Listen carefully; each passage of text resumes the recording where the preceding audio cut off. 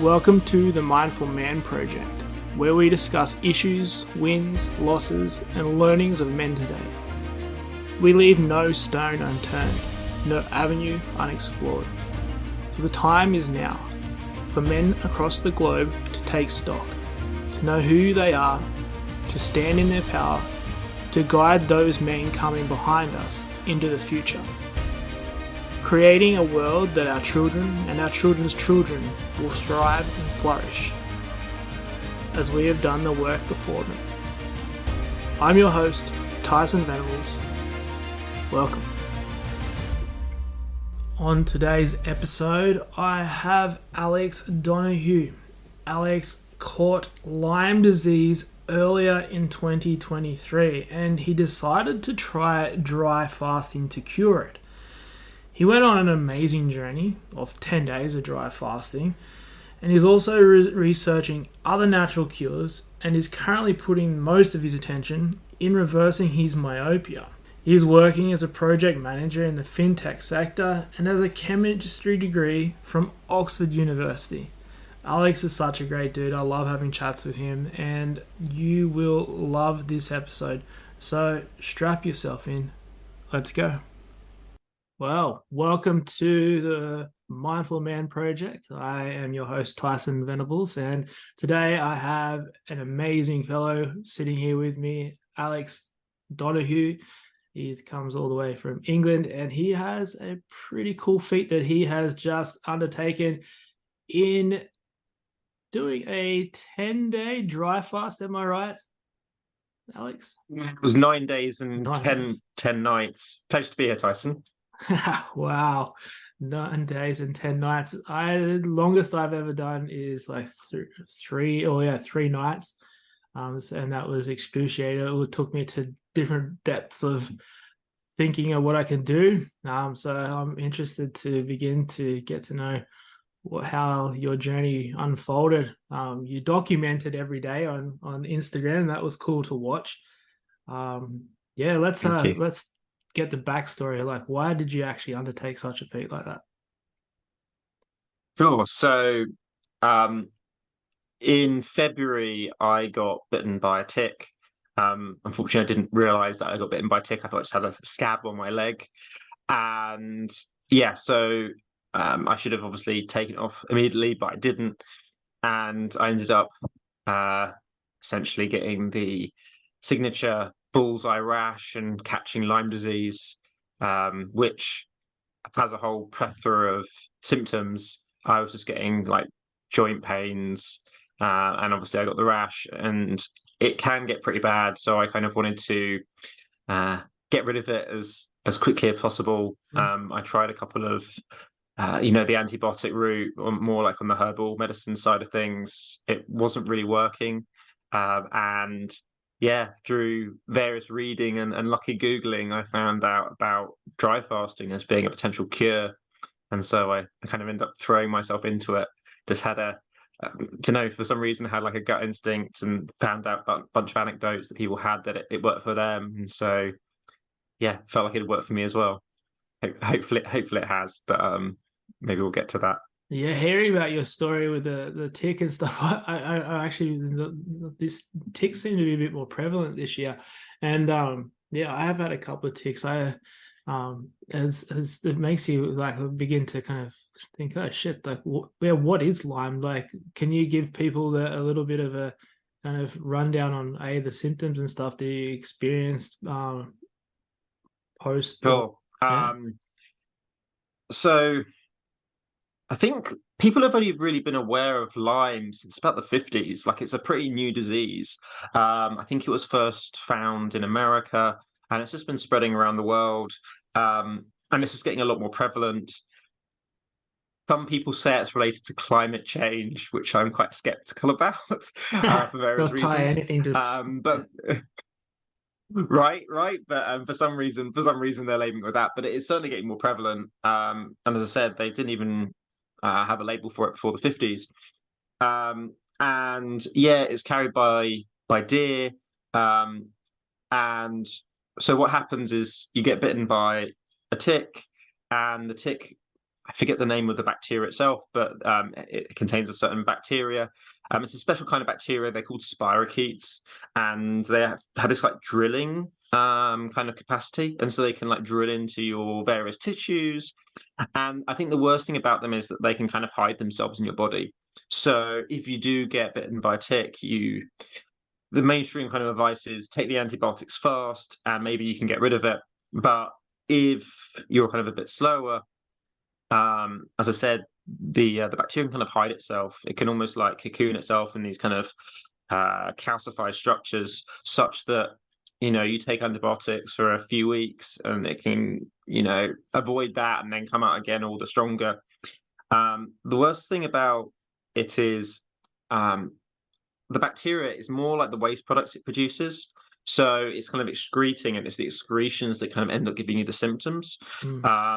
The most scary thing about Lyme disease is that it can affect the brain. So I wasn't sure if I felt like my memory wasn't as good as it was, but it was a bit hard to tell if that was kind of placebo or not.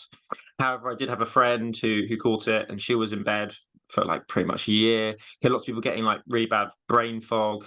As I said, I caught it pretty soon, and as I said, I had things like I definitely had like joint pains, and as I said, it's just because of this, the excretions of the bacteria ends up kind of getting your joints, getting your brains, and it has lots of symptoms, and I suppose that's why it's kind of tricky. Some people get all different things, and it's like, okay, it must be the Lyme. The other thing with Lyme disease is you can get like co-infections. So some people end up getting things with the Lyme, and so then that makes the symptoms kind of a bit more varied. Like Candida is like a normal one to kind of get alongside, or like mold infections. So yeah, there was lots of people who had it worse than me, and sometimes it's quite difficult to diagnose because some people have been bitten by a tick, and they just don't realize, and they have all these symptoms, and they go to the doctor, and because the symptoms vary so much, it's quite hard for them to diagnose it as Lyme disease, and so it can take several years. People kind of discover they have it. So yeah, it's a tricky thing to deal with. And then I think the weirdest thing about it is when you do take something like antibiotics for it, you end up killing some of the bacteria, and as you kill it, as I said, the symptoms come from the excretion, the excretions. But when you're killing it, that ramps up. So as you kill it, you get more, and you actually end up feeling worse before you get better. So that was one thing I found. I was taking the herbal remedies, and it was making me feel really bad. Yeah. And it's called the Herxheimer reaction, but it's something that's I think a really tricky thing for people dealing with Lyme is they'll take antibiotics, herbals, or other treatments, and they'll get this reaction and feel worse, and then hopefully at some point you start to feel better. But it's not, it's not a fun treatment process. The cure, if you're going that route, can almost be worse than the disease. Yeah, absolutely. Like the kill phase on all of those kind of things, because obviously those little critters are just wanting to hang on to dear life, and they just and like the urea cycle and everything that they have, like where they begin to excrete all of as they die, they fill your body with all this kind of toxins, so you actually feel a lot worse. And yeah, I think sometimes that's where with people when they are doing a detox protocol, that's the portion that puts them off, because they're like, this is terrible, like I don't want to feel like this, and they end up living with whatever it is, because it's like, I'd rather just live with it rather than kind of deal with it. So exactly. did you find like, so coming into your fast, did you set up in a way that like you set yourself up in a way that you began to kind of either wean off some of these like remedies, or like how did you begin to come into your fast, begin the fast? So first, so to rewind, I guess slightly, is I'd read a book. It was by Michele Slater. I think it's called it's like I forget the exact title. It's like starving to cure or something like this in Siberia. I'll send you the exact title. But she had a Russian husband, and he put her in touch with a Dr. Filonov, who basically been working with fasting for about 35 years. And so anyway, so I managed to get in contact with this doctor. It's not the easiest thing to find him, but I managed. And I did a consultation. And I think when I agreed to do the dry fasting, he just said, stop taking any medications like now. And then I was put on a program where I did some detoxing. So that was related to the kidneys, the liver, the intestines mostly. They were the main things that I was trying to detox. And then also alongside that, I did a longer water fast, and then I did a short dry fast and slowly increased them. I did up to a 4-day at home. So I think, that was kind of my prep, is doing these kind of cleanses and this dry fasting protocol, which one I think was really beneficial, but obviously I can't say because I couldn't compare what it would have been like without that. However, I think also just for my self-confidence, having done a 4-day dry fast, I could quite confidently go like, okay, I can get halfway through. And then the question mark becomes what happens after that. But at least I had some kind of feeling of what it knew what it felt like, and kind of reassurance that it was possible to go beyond the 3 days that you might read. You read that if you go without water for 3 days, you're gonna die. So I at least kind of dispelled that myth in advance, which was useful. I think, man, it's also, and what it comes, the myth of you need to have water and stuff, and but also, again, it comes to those detox symptoms in those initial days, and it's vital when you are going into these kind of longer fasts that you're actually setting yourself up for success, because otherwise those first few days are really quite tough, and I'm sure that they were still pretty tough for when you began to do your long haul. But like, I found every time I've done a longer water fast, even like the first 2 to 3 days, day 3 normally is especially hard for me whenever I've done it. Just that detox symptoms kind of really begin to kick in. But for me, the last time around, I just went straight into it. I didn't do any kind of prep and didn't cut coffee, didn't do anything like that. And I was like, holy shit, it kicked my ass. But I'm always someone who wants to try it in different ways to see what it's like. And it's, definitely cutting certain things back before you go in there. Otherwise, then you're meeting a bull in a china shop otherwise, and it just kind of begins to go, holy crap, this is hitting me hard. So so when you began your fast, so day 1, I remember having contact with you prior to that, and you're almost about to go in, and you went on a bit of a journey or retreat to do the fast. Is that Yes. So the doctor's based in Siberia, as I mentioned. Obviously, traveling to Russia at the moment is a bit tricky. So periodically, he flies to Montenegro, and then people from around the world kind of go there as well. So I was in Montenegro. There was people from across Europe and the States who had come. There was about 25 of us. So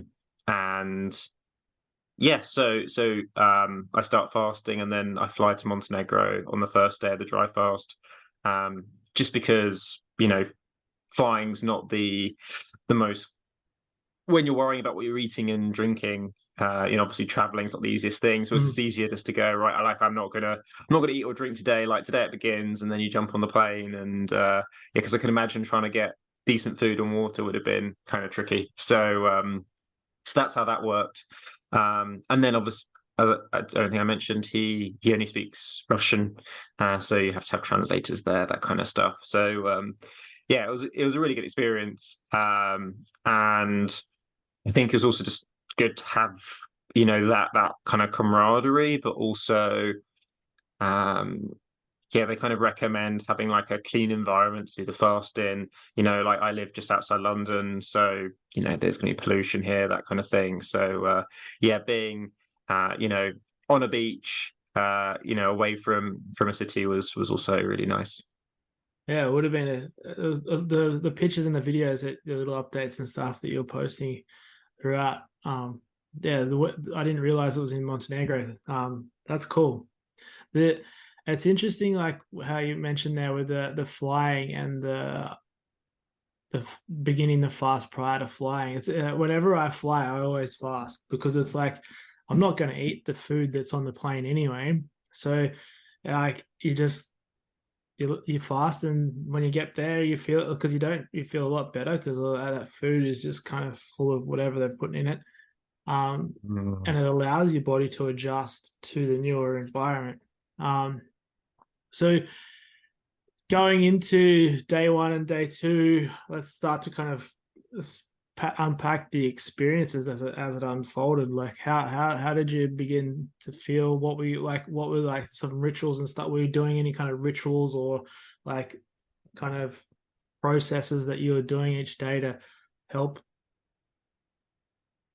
Yeah, absolutely. So, um, I was doing a couple of things. I think, so as you know, I did your meditation course before going into it. So I was making sure I was kind of meditating every day. I think that was really important, just to kind of, you know, keep in touch with myself and yeah, kind of be aware of how I was feeling, both mentally and emotionally. And I think that became more important as it went along. I was also doing like breath work. So nothing crazy, but kind of working with more of like the oxygen advantage type stuff. Kind of limiting my breathing, and kind of playing around with elevating my CO2 levels, just so I was kind of in that more kind of relaxed state. Also, I was supposed to be walking. They recommend walking 10 kilometers a day. I didn't quite manage that. But yeah, so obviously on the day of the flight, I couldn't do that. But then most days I was getting like a decent walk in. The reason why they do that is I guess they really want to kind of accelerate some of these healing processes, because um, there's kind of like milestones almost. And you've got like you've got 9 days of a dry fast, and so they must want you to hit some of these kind of milestones sooner, so you get all like the healing benefits. But yeah, I think it was meditation, breath work, and walking were like the key things that I was doing throughout. I might have been at the beginning, doing some reading and being social, kind of chatting to the people on the retreat as well with me. But as time went on, I became more just kind of sticking to those kind of three pillars of the meditation, the breath work, and the walking. Right. Yeah, nice. I've seen people when I did my dry fast, as well as I did body brushing, just to kind of help lymphatic flow and stuff like that. Do you doing any kind of stuff like that as well to help kind of help? Yes, that's a really good point. I was doing like visceral massages. So yeah, I kind of learned more as I was going along. It starts off just kind of like poking around and going like a circle around the kind of the belly button. But yeah, on your kind of top, like underneath your right rib, you've got your liver. So massaging the liver was something I did a lot, because that's just where your liver kind of does quite a lot of detoxing, and you can actually feel that, which is quite interesting. You can kind of like feel it kind of gurgling. And yeah, and you also find you have various pains in places in your around your kind of belly, and so yeah, kind of pressing it and kind of allowing various bits to release, makes it a lot more comfortable. So yeah, I think yeah, sometimes there's parts of your body just don't get very happy, and so giving it some massage and some love just really kind of helps there. Yeah, brushing as well was I didn't do that so much, but I know some other people on the retreat did that. I guess I hadn't really done it so much, so I didn't experiment with it. But yeah, that was quite common as well. It's an interesting feeling when you haven't got anything really in your body, and it's just kind of you're moving. It's like, what is this strange kind of Yeah. Yeah, The organ massage is interesting in itself because, like, as you begin to fast, you can really, yeah, like you said, you can feel them gurgling, you can feel each one doing their thing, and as the inflammation begins to leave yeah, your body, you're like, there's this little piece that's kind of sitting here that's probably been sitting under a bunch of inflammation and pain that has been getting neglected, and um, then yeah, you sit there and go, like, and because you're more aware of it too, because you got nothing else to really, you're not really doing too much more. It's like, all right, there's this is sitting here and this is sitting here. It really does give you a better, in my experience, a better sense of how your body is reacting, responding to life or what you've been throwing at it or putting it under mm, the pressures. So is that something you kind of began to really feel as the days went on? Like you could really see there's different areas that were kind of maybe neglected or whatever? for sure. So I have a desk job. Yeah, I kind of work for an IT company, and I really felt my spine actually. So I'm probably like a bit too kind of hunched over, and it's probably bad, neck posture from desk job, and a bit of a text neck, should we say? And I had what's really helpful is that we had some massages there, and I felt like any tightness I had, whether this like on my back or my neck, it was kind of tightening up more.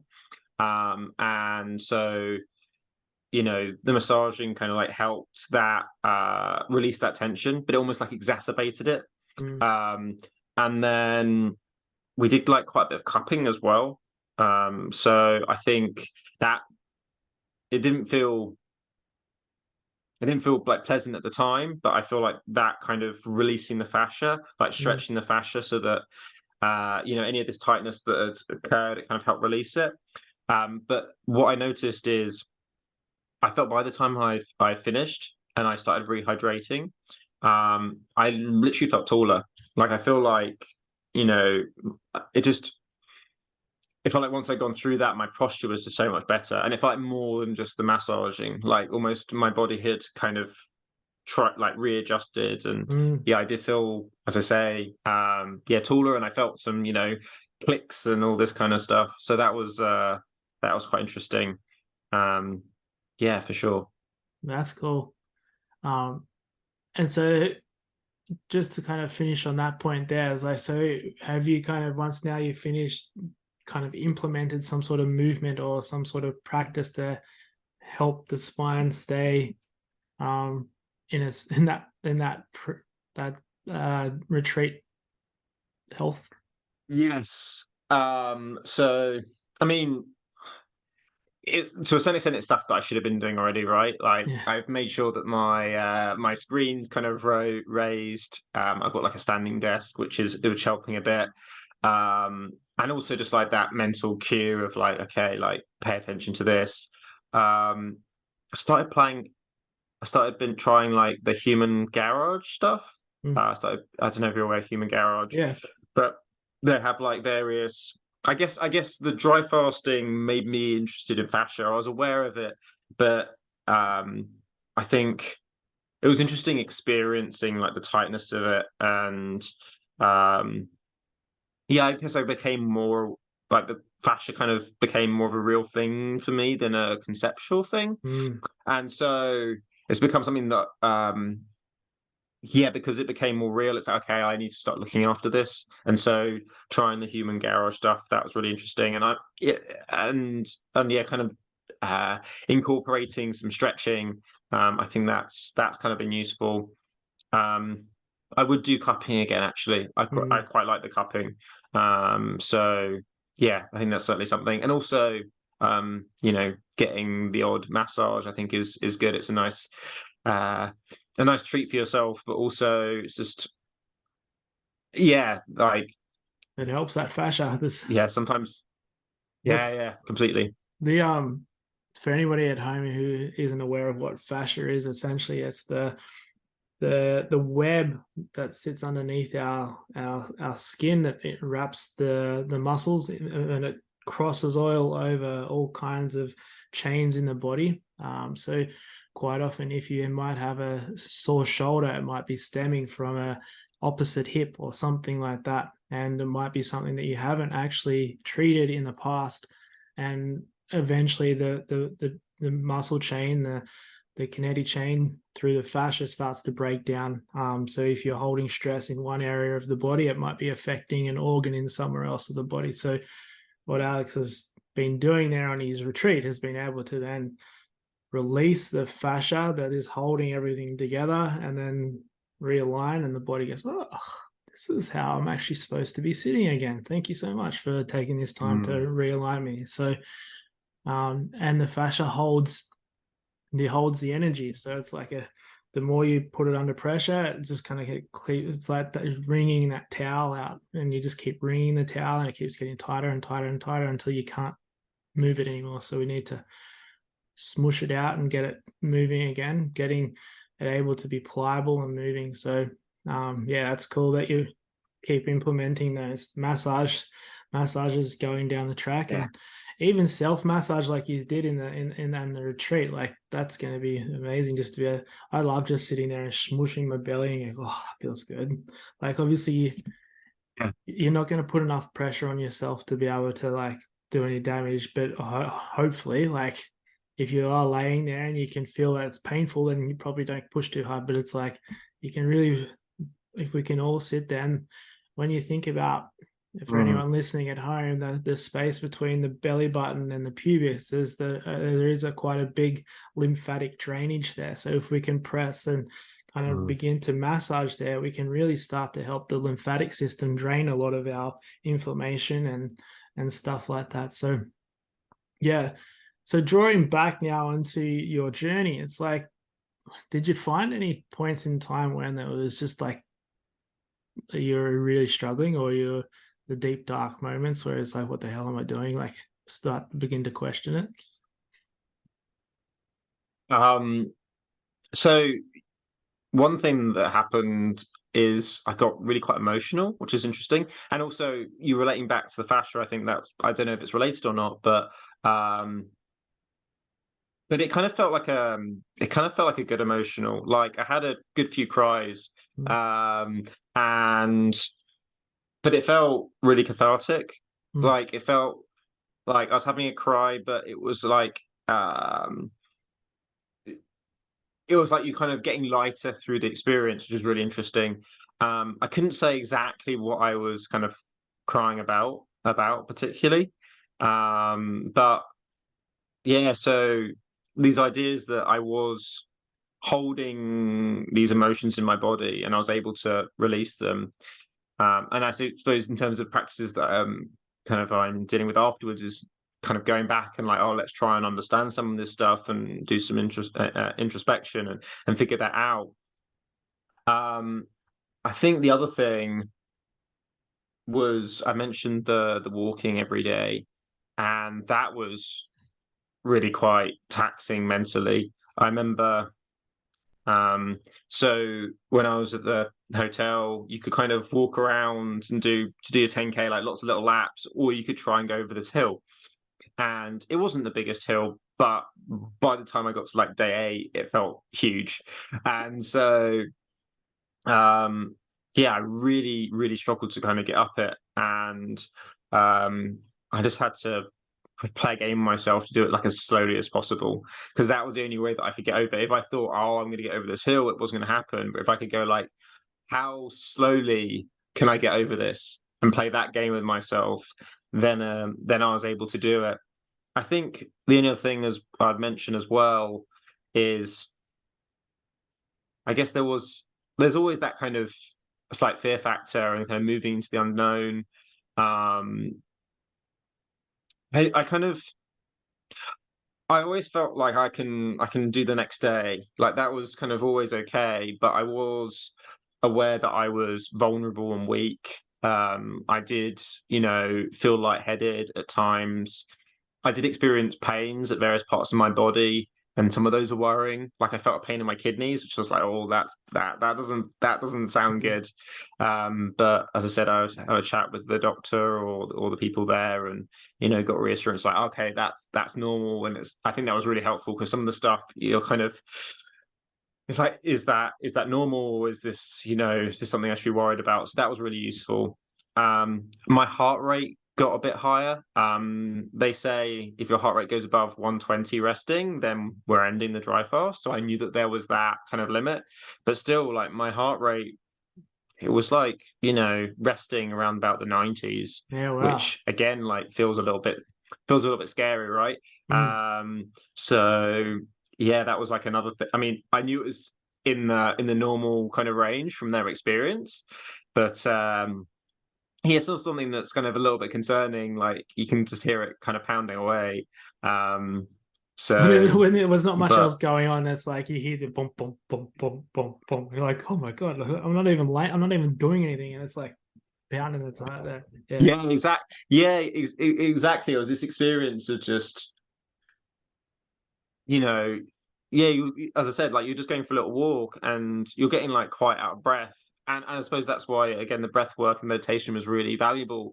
It's like staying on top of, staying calm and nose breathing in those scenarios. And because if you could quite easily get in that mental loop of worrying about, my heart rate's high and stressing out and then making go higher, or Mm.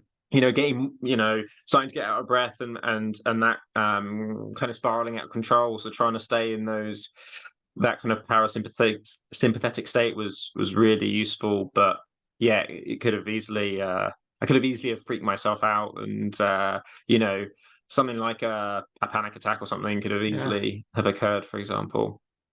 Oh, well, that's great. It didn't. So Yeah.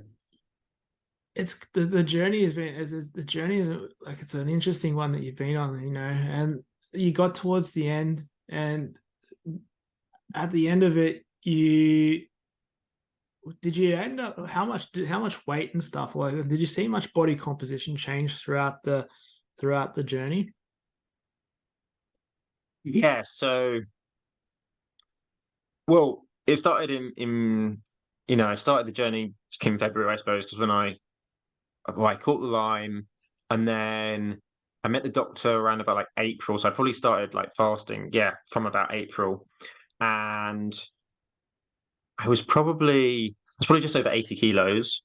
And then with the prep, so I went on a pescatarian diet, but sometimes I was, maybe more, yeah, more on like the vegan end of the spectrum, plus the fasting. So I ended up, I was kind of lifting before, and I was trying to put on some weight. So that all fell off pretty quickly, and I went down to about 70.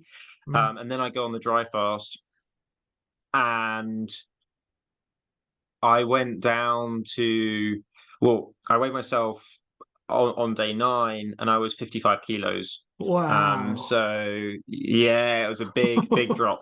Um, so yeah, I do have a photo of myself, but it's not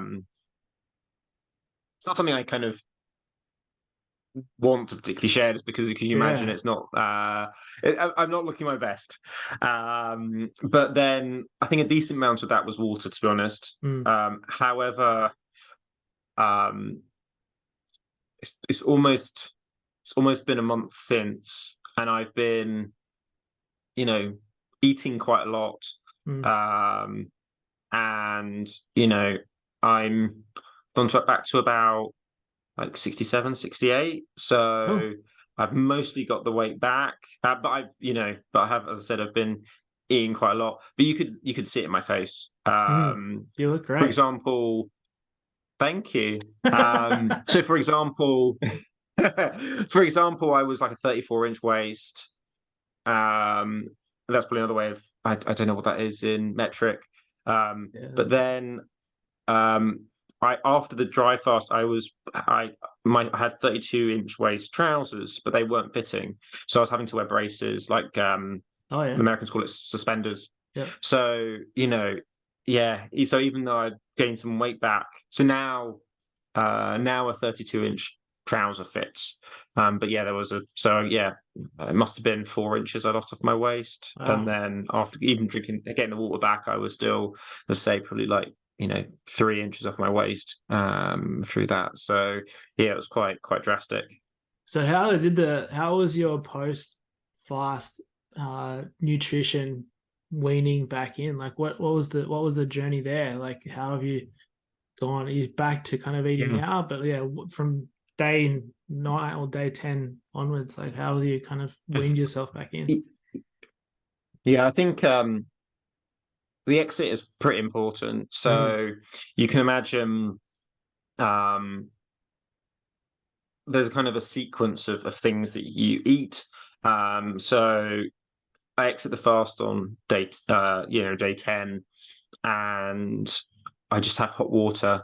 And I also have something that they call Bolotov's Whey. So that's like a probiotic. Mm-hmm. So I have some Bolotov's Whey and hot water, and I have that until about midday. The first glass of water I had, though, like the first sip, water, I didn't swallow it. It just kind of disappears. It just kind of, So just gets absorbed sucked in. somehow. So that was bizarre, but yeah, and that was kind of amazing. And then I drank just hot water until about midday. Then we had something called compote. So compote, they take various fruits and they boil them, and you drink the water and you discard the fruits. So it's almost like a fruit tea, if you like. Mm-hmm. And that's kind of getting some of the like glycogen and stuff in your body. Then in the evening we just had vegetable broth. So again, no solids, just liquids. Then the next day you start having some solids. So had things like buckwheat porridge, and had a fish soup and kefir, that kind of thing. Mm-hmm. And then the following day you start to have some like raw veggies and some fruit. I think they want the raw stuff just again to kind of help build up your gut microbiome. And again, as I said, the kefir is for that as well. But I think there's also this idea of like you shouldn't eat certain things at certain stages. For example, avoiding fats for a little while because maybe your body doesn't have the resources to create bile, for example. So it's like, kind of giving your body the certain nutrition so they can create things to digest things. And I think, because you imagine if you just ate stuff straight away, your body doesn't have the water to create the stomach acid, or as I mentioned, like the bile or anything like this. So that sequence is quite important. I'm still pescatarian for the time being. There was also some things I was told not to eat for like the first month. So no nuts and mushrooms, for example. So I haven't had any of those yet. So I should be able to have some of those very shortly. And they said no meat for the first 2 months. So for me, I've decided like I'm gonna have some meat for Christmas, which will be nice. That'd be nice, yeah. But actually, I was quite. It will be, yeah. Although I've been quite enjoying like this pescatarian, diet. So it made me. All this prep forced me to eat very, very cleanly. And so I feel like I've built up quite good habits, which I'm really quite liking actually. And I haven't had a drink since May. So Right. yeah, maybe not the recommended way of kind of forming some of these habits, but something I'll try and stick with more or less. So And that's yeah. a big thing for anybody listening is like if you are going to fast, it's not so much just the time that you are fasting, it's also what you do afterwards. That's where I think sometimes a lot of people go in and they do a fast and they instantly go back to eating the crap that they've eaten. And it's like you're actually trying to give your body a chance to reboot, and then you give your body that chance to then take on a new life, like take on a new way of life, or take on a slightly different way of you used to be eating. Because like if you're just going to keep going back, it's no different to doing a yo-yo diet. It's like you starve yourself, like essentially you're starving yourself, and then you just give it like a huge shot of insulin and glycogen, and all of a sudden muscle body takes it all back in and they store it as fat, and you're like, oh well, I rebounded when I did my fast last time and I put on weight. It was like, yes, because the way you did it is you went so hard with your fast, but then you just put everything back into the system when it was in a starved state. So like Alex has outlined there. It's just a slow incremental return back to hopefully a healthy norm, as opposed to like putting junk food in it or diesel in a Ferrari. Like essentially you're creating a Ferrari that is just going to be humming on whatever you give it. So it's like you want to give it the best fuel possible. Yeah, man. Yeah, I think So that's one thing. Yeah, I completely agree. I think that's one of the difficult things as well is social side of it, right? Like, mm, you're kind of the guy who's, got all these dietary requirements. I go around and see my family and like I'm bringing a packed lunch, that kind of thing. You know, but because it's just, I mean, I can just say, oh, I can eat this, this, and this, but it's almost easier to say like, I'll bring my own lunch, like don't worry about it. But yeah, it is kind of awkward, and I guess just I think it's something that I think people will just find difficult to do in social situations, saying like, no, I can't do that. mm. And so kind of getting used to it. I think maybe the fact that I've done something quite extreme, gives me a pass. People are a little Whereas, bit more you know what I understanding. mean? He's that extreme dude. Yeah, but if it's He just does like extreme shit. exactly. But if you're just like casually, you do a 3-day fast, and then I'm like, you're seeing your mates or your family. It's more, I do see like it's difficult to Mm. say, oh, I can only eat this and that, and there is, this kind of potential for, upsetting people, and it's so yeah, I completely get that. Mm. Um, so yeah, it's I don't know, it's kind of is difficult to integrate it with life and all these other kind of demands we have for sure. And you're just touching kind of on that difficulty with relating with other people and stuff. When your diet becomes so kind of like focused on that, is it almost becomes more of a mental kind of thing, and like a um an obsession. That's when kind of even the fasting kind of can become an obsession, and if it's detrimental to relationships and stuff like that, or whether people don't understand, there's that kind of. But if you like, I know myself when I went vegan, it was like I couldn't partake in Christmas and blah blah blah blah. But then like the same thing as like eating primarily carnivore, some relationships, that kind of stuff happens. And then Yeah. even for myself, when I've done longer fasts, my last one was like with my family here, just sitting up and having that kind of sitting with them at dinner, and that dopamine that you'd normally get from eating food with your family. I was just like, oh, this kind of sucks. Like I'm sitting here with my family, but I can't have. I'm watching them eat this beautiful food, but I can't have it. Mm. So then there's that mental Or side of things that comes from that. Go for it. yeah, and sometimes the flip as well is um you can kind of get an aversion to things like Mm, because you've learned not to eat something mm, as like a kind of a coping mechanism. It almost feels like you end up almost getting like a disgust of things that are mm, actually perfectly reasonable to eat. mm, So I don't know, like I might get like super sensitive about like seed oils and like and like almost like a phobia of eating something that someone else has cooked because it's probably going to contain like some seed oils because they don't know any better. And like, do I want to have to lecture everyone like yeah. that I have an interaction with, similarly to like like we kind of like from the vegan or carnivore, right? Like from both of these perspectives you can go want to like educate people and get them to conform what you want, Mm, and have a real aversion to eating the other thing. And it kind of felt like the same thing. I got hyper focused on this kind of clean eating, and I think it's something like I will have to learn to like chill out a bit, and this kind of way I've been eating, it's great, but it's I need to kind of figure out a yeah. flexibility again, I guess. There's like a level of discernment you need to take within your diet, Yeah. and also is like I always come back to, in those certain situations, obviously, like, is it poisonous or whatever? It's going to be very detrimental, or it's like ask my kind of like Paul Chek, he always talks about it, is like he'll ask his soul, is this something you really want to do? Mm. Do you Yeah.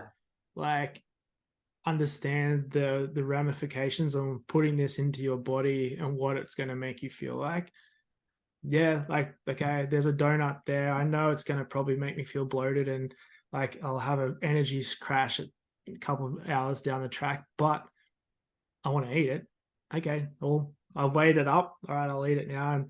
But then Yeah. when you kind of begin to go to break down those aversions, but when you actually then take those, you've broken down all the aversions and you're just shoveling shit in, then that's where it's kind of gone in its flip reverse again. So yeah, I found just kind of really asking myself, it's like, no, those hot chips or those baked in seed oils or whatever, it's not going to make me feel good. I'll pass on that. We'll have Mm. something Yeah. different. And I think that's what Yeah. I think that's fasting actually amplifies for you, magnifies for you, because it can then, you know, how good you feel. So then when that stuff is presented mm. to you, like you question, yeah, like I actually feel really good right now. I don't need that. No, I completely agree. I think, yeah, this idea that it is a reset and you do become sensitive to things that you weren't before, and you have an ability to listen to your body. I think it's been super valuable for that.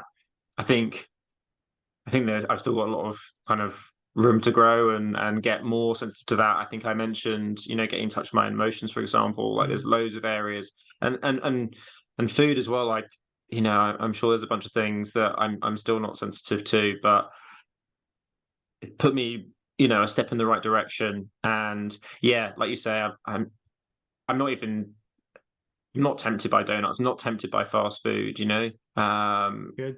As I said, like so this idea of disgust, right? Like sometimes the disgust is kind of healthy. For example, on the plane, these people were bored and they were like ordering like a bunch of the menu, which kind of I get, right? Like it's not plane journeys are not fun. You're basically like cattle in Yeah. at 30,000 feet.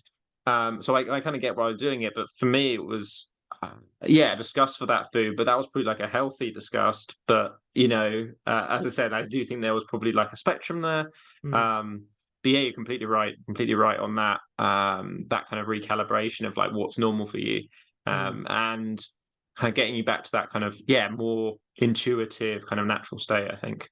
Absolutely. So now, a month down the track, how are you feeling? Like results wise, have you got the results, or are you still waiting to see the how everything's planned out? So they recommended getting testing for Lyme after 2 months. So I'll get a test in the new year. I think that's kind of 2 months and a bit. However, I haven't had any symptoms, which is great. So I'm kind of crossing my Yeah. fingers that's still the case. I think another thing as well, you said like the after the fast is really important. And yeah, they kind of do say as well, like afterwards you're still in the healing process. Making sure your body's kind of cleaning itself. So that's I think that's another reason why I think maybe you have some of the bacteria still lingering around, but also that exit becomes really important. And then otherwise, I feel like my motivation was pretty low after the fast. I think my Mm. body just kind of wanted to conserve energy and was telling me like, don't get after it. Like I don't want you going to the gym or doing long hours. So I was feeling like pretty low motivation wise afterwards. And I feel like that's picking up now. And I'm feeling, yeah, more mentally like I did beforehand, obviously with things like this kind of additional kind of sensitivity, but yeah, starting to pick back up, and I'm feeling really good. Um, there was this kind of feeling of newness after finishing the fast, and so yeah, I'm trying to hopefully I kind of maintain that, but feeling so much better than I was beforehand. That's so good, man. Like I can't wait to hear how it pans out and when you've actually, but knowing intuitively and feeling yourself how the body has responded to it, like you you can take all the tests in the world, and eventually, like, you're going to probably come back with the same kind of answer, because it's like, you can feel it. You can feel the difference. And That's a good point, actually. Like, there's a part of me where the test is kind of academic, right? Like, if I know that I can fast and my symptoms go away, and they go away for a significant period of time, then maybe that's probably good enough. Like, you can, if I know I can fast for you know a week every 3 months or something, then like that's a kind of that's actually like that's a reasonable that'd be like a pretty good deal.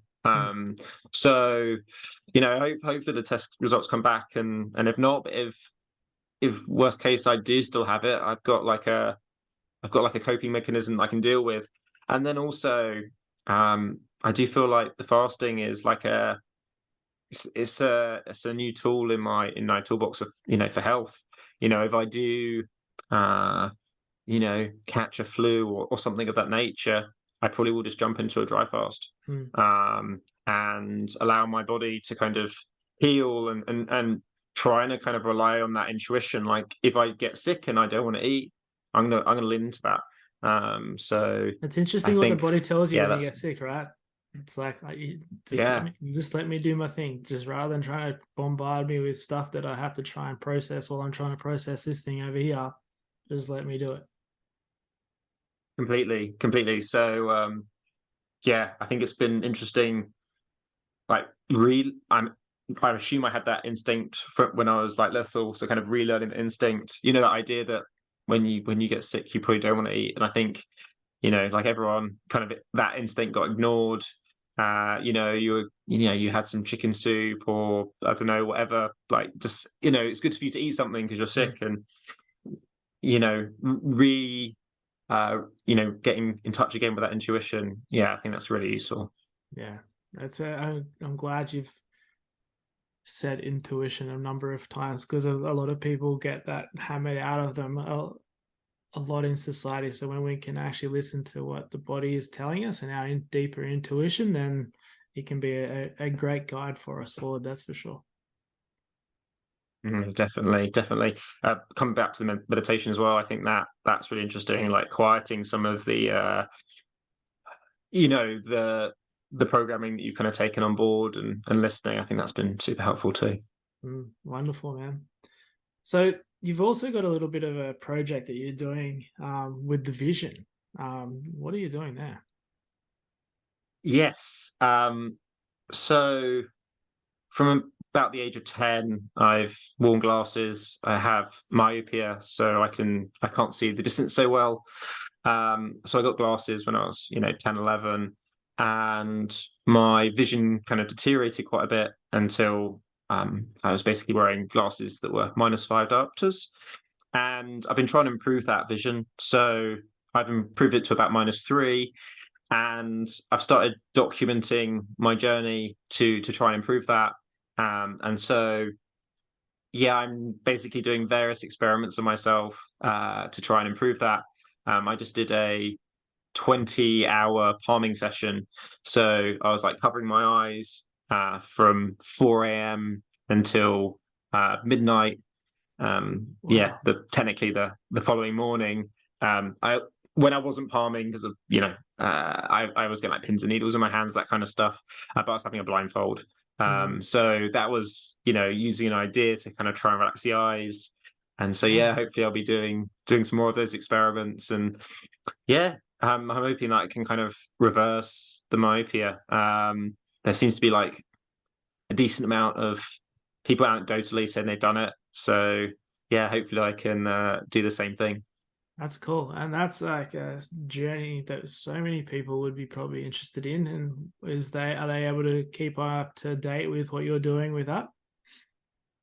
Oh, absolutely. So I have an Instagram channel called Vision Revived. And I've just been I posted my fasting journey there, and I've just posted a couple of videos about doing the palming. And as I said, I'll be trying some more techniques and sharing those. So yeah, if you fancy giving me a follow, then that'd be very appreciated.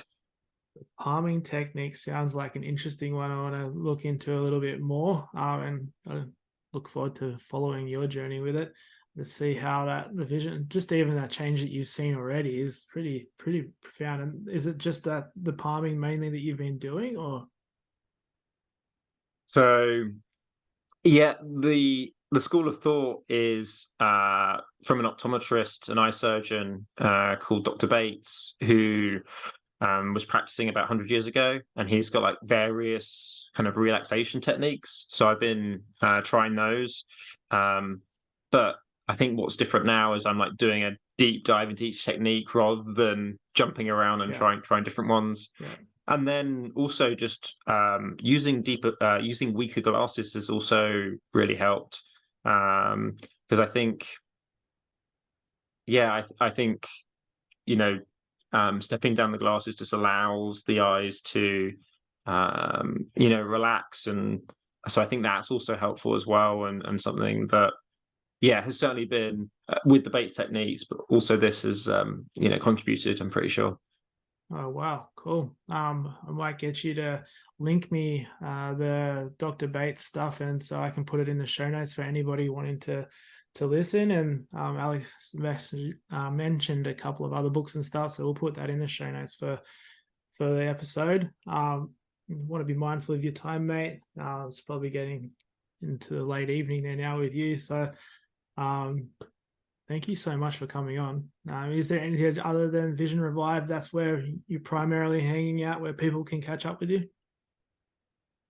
Yes. I might, make a YouTube channel at some point, but just stay on Instagram for the time being. Tyson, want to say, thank you for, letting me on. It's always been a pleasure talking to you, and I really enjoyed this. Thanks, bro. Thank you for coming on. It's been a wonderful journey to experience and see from afar, but also know you and get you on so everybody else can hear what's been happening. And for anyone else out there, like considering fasting for multiple different things, from Lyme to kind of IBS, Crohn's, it has been proven and shown that a longer fast can help these conditions. And like Alex has pointed out, it's also the reverse fast also is quite vital for these things. So if you are listening and you are suffering from some of these other conditions that are more inflammatory to the body, maybe it might be seeking out someone who has the guidance like Alex has to guide you in this way. So thank you for coming on, Alex. That was a wonderful chat. Yeah, really enjoyed it. Thank you so much, Tyson. I hope you enjoyed the show today. Alex is such a wonderful dude, and I really enjoyed that chat with Alex. If you want to check out any of the resources and stuff that Alex has mentioned in the episode, I put them in the show notes. If you could like, review, and share this if you have somebody who could benefit from the knowledge and experiences Alex has had, do that too also. So thank you again for tuning in. Until next time, see you later.